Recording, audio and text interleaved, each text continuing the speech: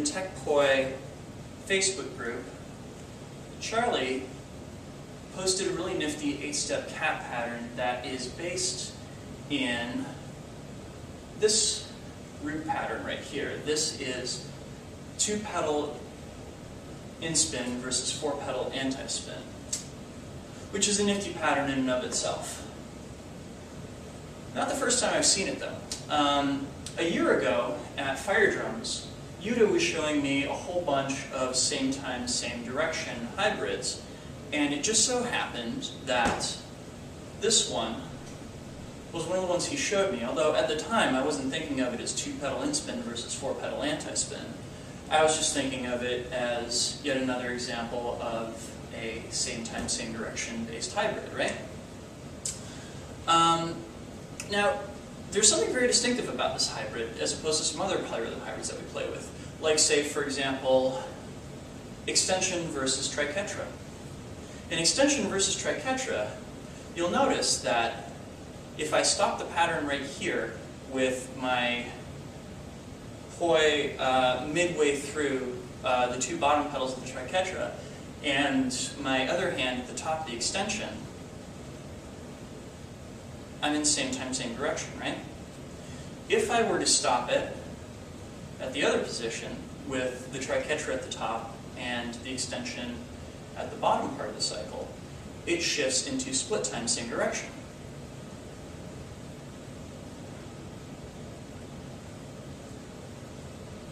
Yeah?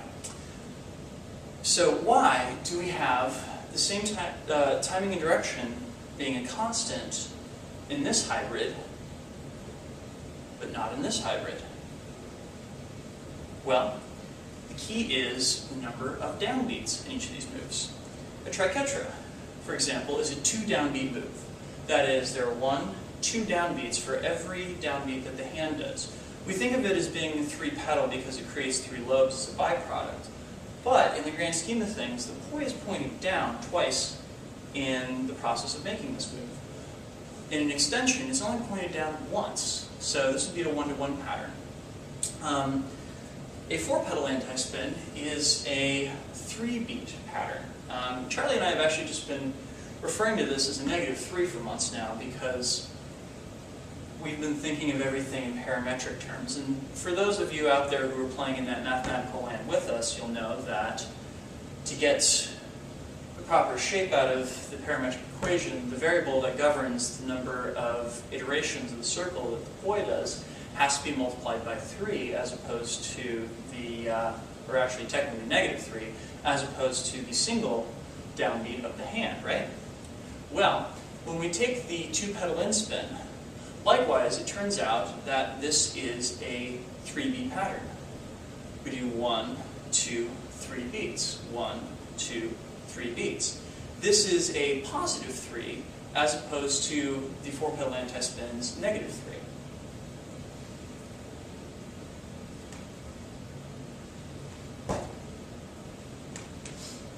Interesting, huh? So,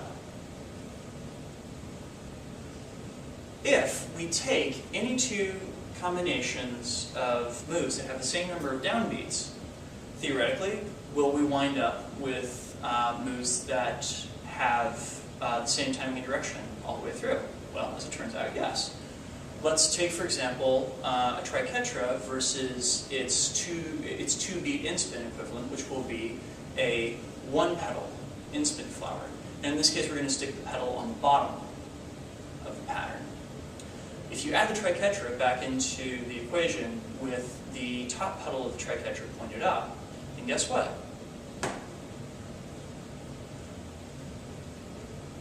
You have identical timing and direction all the way through the pattern.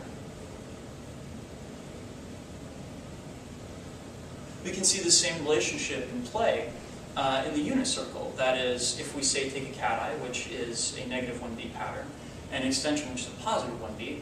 And isolation is also a positive 1-beat, but I don't have my isolations clean enough to do this demo with them yet.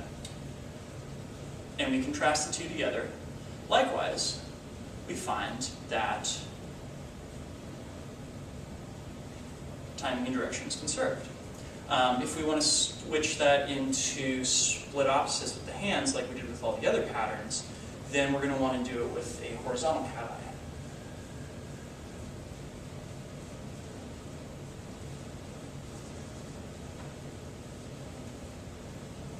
Cool, huh?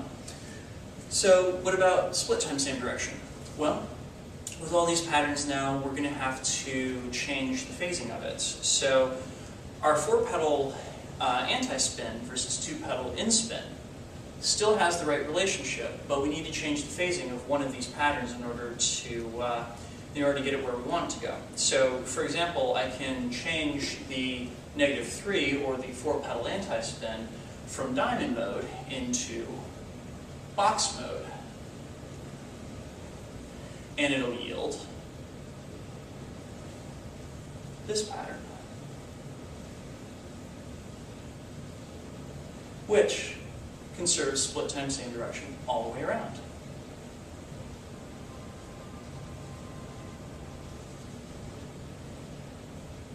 And likewise, if I change the phasing of 1-pedal in-spin versus triquetra, both of which are 2-beat moves, such that the single pedal is on top rather than on bottom, we get the same result. That is, we have a split time same direction move all the way through its iterations, right? Why is this cool? Because it means that we can make switches between different moves by conserving these timing and direction combinations. So for example, if I want to take my triquetra versus 1-pedal in-spin in same time, same direction, I can just as easily switch it into that 4-pedal versus 2-pedal and right back without missing a beat.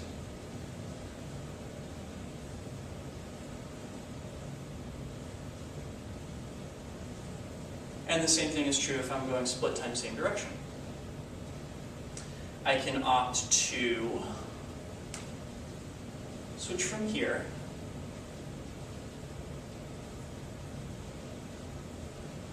to here flawlessly. Cool, huh?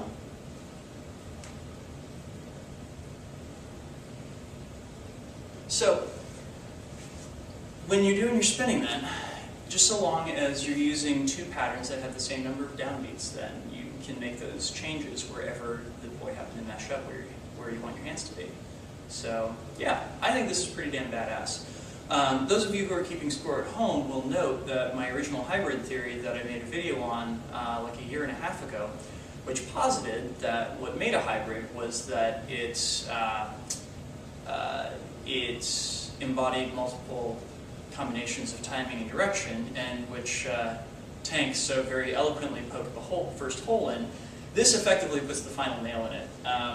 All of these hybrids have the same timing and direction combination all the way around them. So, yeah, clearly that is a dead theory, but it resulted in some pretty fun exploration. So, thank you guys for watching, and yeah, have yourselves a good week. Have fun with this. Peace.